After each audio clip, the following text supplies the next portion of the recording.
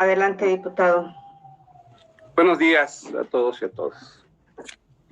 Solicito que se inscriba íntegro en el diario de los debates y voy a hacer un resumen de la iniciativa. El error judicial es una figura reciente. Antes de la mitad del siglo pasado, se consideraba que la acción judicial del Estado no era susceptible de error. Una de sus primeras incorporaciones al marco legal de un país data de 1945, cuando Francia lo reconoce.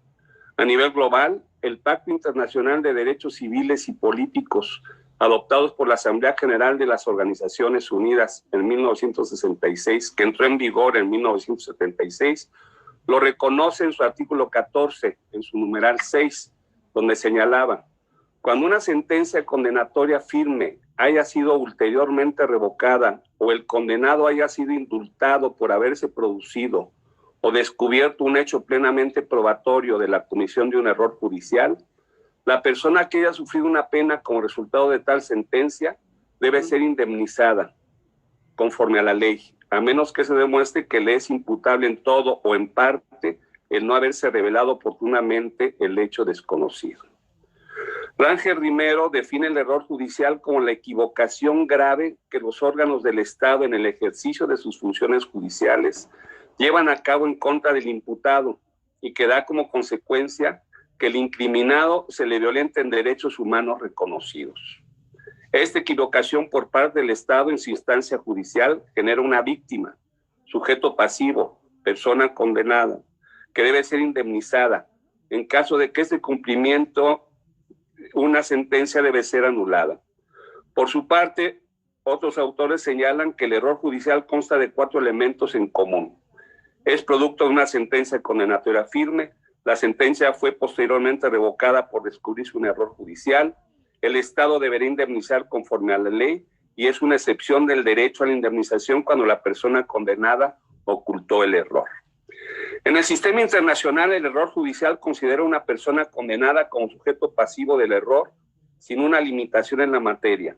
Tiene como consecuencia que la sentencia de esta sea revocada por el solo hecho de haberse descubierto el error judicial, así como una indemnización que recibe dicha persona conforme a la ley.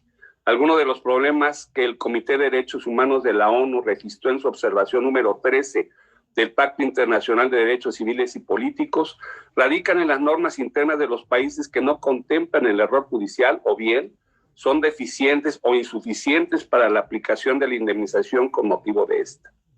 A nivel regional, en el marco europeo podemos localizar el error judicial en el protocolo número 7 del Convenio para la Protección de Derechos y Libertades. A diferencia de la Convención Internacional, en esta, el error judicial se encuentra circunscrito solo a la materia penal y la consecuencia del descubrimiento del error judicial y no solo por el hecho de haberse conocido este último. Por su parte, en América, el artículo 10 de la Convención Americana de Derechos Humanos reconoce y regula el error judicial. Esta coincide con la legislación internacional al no limitar la materia en la que puede ser cometido así como en que la indemnización como consecuencia del hierro debe ser conforme a la ley. Difiere de la legislación europea con el internacional en relación con la forma para la revocación de la condena, dado que el sistema americano exige que exista una sentencia firme por error judicial. Otra diferencia con ambos sistemas es que no establece excepciones al derecho de indemnización. La parte más problemática del error judicial es la indemnización, pues tanto a nivel regional como internacional, ONU, se estipula que ésta sea conforme a las legislaciones de los países, los cuales no le incorporan en su marco normativo y hasta el momento no ha habido sentencias que fijen un criterio al respecto. El error judicial da lugar a diversos tipos de responsabilidad directa y objetiva del juez, individual o colectivo, como representante del Estado. Subsidiará a otras personas del juzgador, entre ellas la penal, la administrativa, la civil y la política, las cuales pueden coexistir.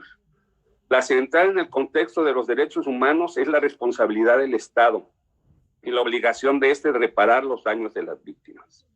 En México, después de la reforma constitucional en materia de derechos humanos de 2011, al artículo 1 constitucional, se incorpora el marco legal los derechos reconocidos en los mecanismos internacionales. Con ellos la aceptación del error judicial como un derecho.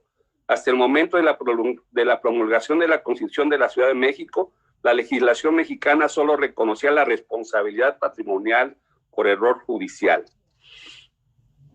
En el caso de la Ciudad de México, se establece de manera precisa que la ley establecerá los supuestos de indemnización por error judicial, detención arbitraria, retraso injustificado o inadecuada administración de justicia en los procesos penales. Las autoridades jurisdiccionales resuelvan de manera contraria a sus intereses algún litigio y por ello se vea orillada a interponer los medios de defensa correspondientes a fin de corregir la actuación judicial que considere equívoca. En este sentido, lo que tenemos que resolver es que no hay una armonización entre lo que la Constitución establece y lo que la Constitución establece. Por lo tanto, la presente iniciativa implica otorgar la protección más amplia de la ley a las víctimas de violaciones de derechos humanos por actos imputables al Estado, incluyendo en la Ley de Víctimas para la Ciudad de México, como hechos victimizantes, las detenciones arbitrarias, el retraso injustificado o inadecuada administración de justicia en los procesos penales. Con ello, armonizaríamos nuestra ley con el contenido de la Constitución Política de la Ciudad de México y por el derecho convencional, tanto americano como internacional. Por su atención, muchas gracias.